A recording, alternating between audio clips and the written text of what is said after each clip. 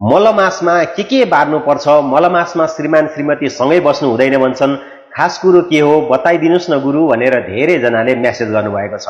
तपाईहरू सबैको जिज्ञासा समाधान गर्ने प्रयास यसै भिडियो मार्फत गर्दैछु, अन्तिमसम्म सुन्नुहोला। सर्वप्रथम मलमास भनेको के हो त, मलमास कसरी निर्धारण हुन्छ त्यो बुझौँ है त। खासमा वर्षमा 12 महिना हुन्छन्, तर मलमास परेको वर्ष 13 महिनाको हुन्छ। सूर्यको गति र चन्द्रमाको गति बीचको अन्तर मिलाउनको लागि थपिएको 1 महिनालाई नै मलमास भनिन्छ। मलमास कसरी निर्धारण गरिन्छ त भन्दा चन्द्रमाको गतिको आधारमा चन्द्र वर्ष जम्मा 354 दिनको हुन्छ भने सूर्यको गतिको आधारमा सौर वर्ष 365 दिन 6 घण्टा 11 मिनेट 31 सेकेन्डको 1 वर्ष हुन्छ। त्यसैले चन्द्र वर्ष र सौर वर्ष बीचको वार्षिक झन्डै 11 दिनको फरक हुन्छ। यो 11 दिनको फरक थपिँदै जाँदा 32 महिना 16 दिन र 4 घडी पुगेपछि 1 महिनाको फरक हुन आउँछ। सूर्य वर्ष र चन्द्र वर्षको यही फरकलाई मिलाउन हरेक 3 वर्षमा 1 महिना थपिन्छ। यही थपिएको महिनालाई नै मलमास भनिन्छ। सिधा भाषामा भन्नुपर्दा सूर्यमानको पात्रो र चन्द्रमानको पात्रोको बीचमा हुन आउने भिन्नतालाई समायोजन गर्नको लागि थपिएको एक अधिक मास नै मलमास हो। यदि यसरी समायोजन नगर्ने हो भने हाम्रा कुनै पनि चाडपर्वहरू कहिल्यै उही समयमा पर्दैनन्। दशैं तिहार लगायत सबै चाडपर्व पुष माघ फागुन चैत वा अरू जुनसुकै महिनामा पनि पर्न सक्ने अवस्था आउँछ। शास्त्रमा मलमासको स्वभावलाई यसरी वर्णन गरिएको छ। यस्मिन् मासे न संक्रान्तिः संक्रान्ति द्वयमेव वा मलमासः सविज्ञयो मासे त्रिशतमे भवेत्।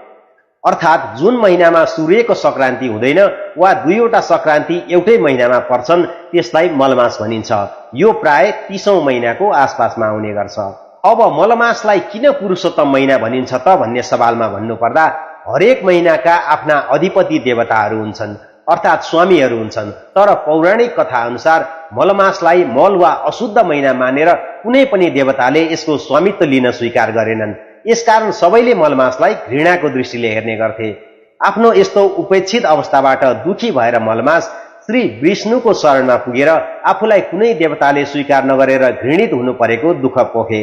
तब भगवान विष्णुले दया गरी यसो भन्नुभयो, अहमेते यथा लोके प्रथितः पुरुषोत्तमः तथा एमपि लोकेषु प्रथितः पुरुषोत्तमः। अर्थात् जसरी म यो लोकमा पुरुषोत्तम नामले प्रसिद्ध छु यसरी नै अबदेखि तिमीलाई पनि संसारमा पुरुषोत्तम नामले चिनिनेछ। यसरी भगवान श्री विष्णुले आफ्नो पुरुषोत्तम नाम दिएर मल अर्थात् अशुद्ध फोहोरको रूपमा घृणा गरिएको मलमासलाई अरू 12 महिना भन्दा उच्च बनाइदिए भन्ने कथा उल्लेख गरिएको छ। अझै मलमासको महिमा बढाउँदै भगवान श्री विष्णु भन्नुहुन्छ, मयिदम सकलमयि तिष्ठति सर्वदा तस्मादस्य प्रदास्यामि सोकियम नाम सप्तम। अर्थात् यो सम्पूर्ण जगतभित्र म नै छु र म नै यसको आधार हुँ। त्यसैले म यस महिनालाई आफ्नो उत्तम नाम प्रदान गर्छु। अब यस महिनाको स्वामी अधिपति म स्वयं नै हुनेछु र मेरो जस्तै गुण यस महिनाको हुनेछ। यसरी भगवान विष्णुले आफ्नो नाम र शक्ति दिएकोले नै यो महिनामा गरिने जप तप दान धर्म र पूजाको फल कोटि गुणा वृद्धि हुने मान्यता रहेको छ। अब मलमासमा नवविवाहितहरू सँगै बस्नै नहुने हो त भन्ने सवालमा भन्नुपर्दा परम्परागत चलनमा विवाह गरेको 1 वर्ष ननागेका दम्पतिहरू मलमास अवधिभर एउटै छानामुनि वा एउटै ओछ्यानमा सुत्नु हुँदैन भन्ने मान्यता अनुसार मलमास अवधिभर श्रीमती माइत बस्ने चलन चलिआएको छ।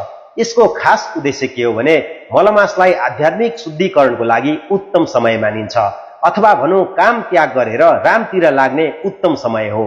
यो समयमा ब्रह्मचार्य पालनाको ठूलो महत्व छ। तर विवाह पछिको सुरुवाती समयमा दम्पति बीच भोग विलास वा भनौँ शारीरिक सुख प्रधानता हुन सक्ने भएकोले आध्यात्मिक चेतनाको ढोका खुल्ला हुन सक्दैन। अर्को कुरा, मलमासमा गर्भाधान गर्नु पनि अशुभ मानिन्छ। मलमासको समयमा गर्भ रहन गएमा जन्मिने सन्तानको स्वास्थ्य स्वभाव र भाग्यमा नकारात्मक असर पर्न सक्ने ज्योतिषीय धारणा रहेको छ। यो समयमा सूर्य र चन्द्रमाको स्थिति विशेष हुने भएकोले यस समयको गर्भबाट जन्मिने सन्तानमा उचित संस्कार गुण र आध्यात्मिक चेतनाको कमी हुने विश्वास गरिन्छ।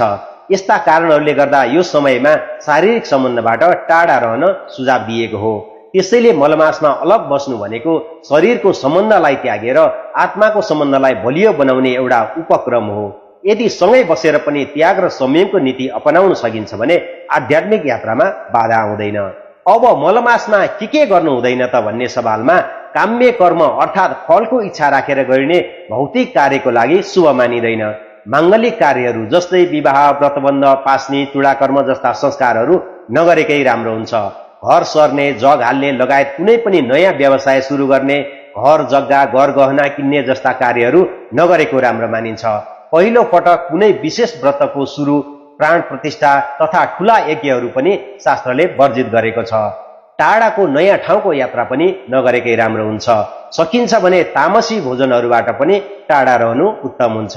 मलमासमा के गर्नु चाहिँ उत्तम हुन्छ त भन्दा स्कन्द पुराण र पद्म पुराणमा मलमासलाई पुरुषोत्तम मास भनेर अत्यन्तै पुण्य मासको रूपमा वर्णन गरिएको छ। यो समयमा गरिएको सानो पुण्य कर्मले पनि धेरै गुणा फल दिने शास्त्रीय मान्यता रहेको छ। मलमासको समयमा अन्नदान, वस्त्रदान, मालपुवा दान गर्नु अति उत्तम मानिन्छ। भगवान विष्णुको आराधना, पुरुषोत्तम महात्म्य पाठ, विष्णु सहस्त्रनाम पाठ, ओम नमो भगवते वासुदेवाय यो महामन्त्र जाप, गीता पाठ, गौ सेवा, तुलसी पूजा, शालिग्राम पूजा, पिप्पल पूजा तथा दीपदान गर्नु विशेष पुण्यदायी मानिन्छ। श्री कृष्णलाई पुरुषोत्तमको रूपमा मानिने भएकोले गीता श्रवण, कृष्ण नाम जप, राधा कृष्ण पूजा, भजन कीर्तन गर्नु अति उत्तम हुन्छ। दैनिक गरिने पूजा, सन्ध्या बन्धन, नियमित व्रतहरूलाई निरन्तरता दिन हुन्छ। पितृहरूको तिथिमा गरिने नियमित श्राद्ध रोकिँदैन। सकेसम्म धेरै विष्णु सहस्त्र नामको जाप गर्नु अत्यन्तै पुण्यदायी फल प्राप्त हुन्छ। यस वर्ष 2083 साल जेठ 3 गतेबाट असार 1 गतेसम्म मलमास, अधिक मास वा पुरुषोत्तम मास रहेको छ। मलमासको विषयमा सारांशमा जानकारी त पाउनु नै भयो। कुनै जिज्ञासा बाँकी छन् भने कमेन्टमा सोध्न सक्नुहुनेछ। अर्को भागमा पुरुषोत्तम महात्म्य कथा लिएर उपस्थित हुने नै छु। सुन्न चाहनुहुन्छ भने फलो गर्न नभुल्नुहोला। अहिलेलाई बिदा चाहन्छु। हस्त नमस्ते।